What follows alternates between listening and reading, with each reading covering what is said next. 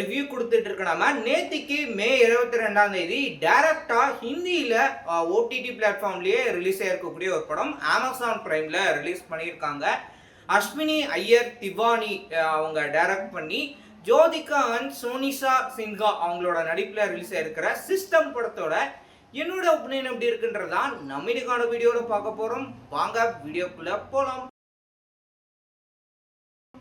படத்தோட கதையை எடுத்துட்டிங்கன்னா நேஹா அப்படின்ற ஒரு லாயர் இருக்கிறாங்க. மறுபக்கம் எடுத்துட்டிங்கன்னா சரிகா அப்படின்னு அதே கோர்ட்டில் சிஸ்டம் டைப் ரைட்டிங்காக வந்து இருக்கிறாங்க.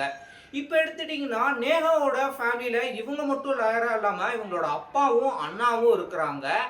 அப்பா என்ன சொல்லியிருக்காருன்னா, நீ கல்யாணம் பண்ணணும் அப்படின்னா 10 கேஸை ஜெயிக்கணும் அப்படின்னு சொல்லிட்டு டீல் பண்ணியிருக்காரு. ஓகேன்ட்டு நேகா டீலிங்க்கும் வந்து ஒத்துக்கிட்டாங்க. இதுக்கப்புறம் அந்த கேஸ்லாம் எப்படி அவங்க வந்து ஃபினிஷ் பண்ணுறாங்க, என்ன நடக்குது அப்படின்றதான் இந்த படத்துடைய என்டையர் ஸ்டோரி. படத்தை பொறுத்த வரைக்கும் நேகா சிங்கிளா மட்டும் அந்த கேஸை வந்துட்டு அவங்க எடுத்து நடத்தல. கூடவே ஜோதிகா அவங்களும் வந்துட்டு ஹெல்ப் பண்ணுறாங்க.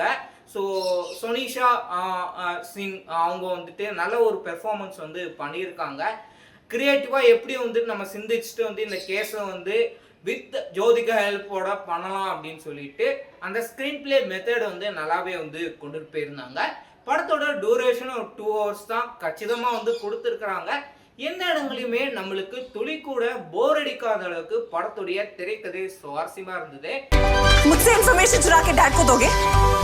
என்னன்னா இந்த படத்தை வந்து லேட் நைட் 11 PM மேலே பார்த்துருந்தேன். யூஸ்வலாக இப்போ ஒரு 2.5 மாசமா நைட் ஷோலாம் நம்ம போய் பார்க்கறதில்ல. ஸோ அதனால வந்துட்டு 11 o'clock மேலே பார்த்துட்டதுனால ஒரு 12 o'clock அந்த ஒரு டைமில் வந்து ஒரு தூங்கலாம் அப்படின்ற அந்த ஒரு டைட்னஸ் வந்துச்சு. சரின்ட்டு மார்னிங் தான் வந்துட்டு இந்த படத்துடைய செகண்ட் ஹாஃப் வந்து பார்த்துருந்தேன். ஸோ ஃபர்ஸ்ட் ஹாஃபும் சரி செகண்ட் ஹாஃபும் சரி அண்ட் எஸ்பெஷலி முக்கியமாக இன்டர்வலில் வரக்கூடிய அந்த ஒரு டேர்னிங் பாயிண்ட், அந்த ஒரு டேர்னிங் பாயிண்ட்டுக்கு அப்புறமா அந்த ஒரு கேஸை எப்படி நேஹா ஹேண்டில் பண்ணுறாங்க, ஹேண்டில் பண்ணி எப்படிலாம் வந்துட்டு அந்த கேஸுக்கான டீட்டெயில்ஸ்லாம் கண்டுபிடிக்கிறாங்கன்னு நல்ல ஒரு ட்விஸ்ட் அண்ட் டர்ன்ஸோட கொண்டு போயிருக்காங்க.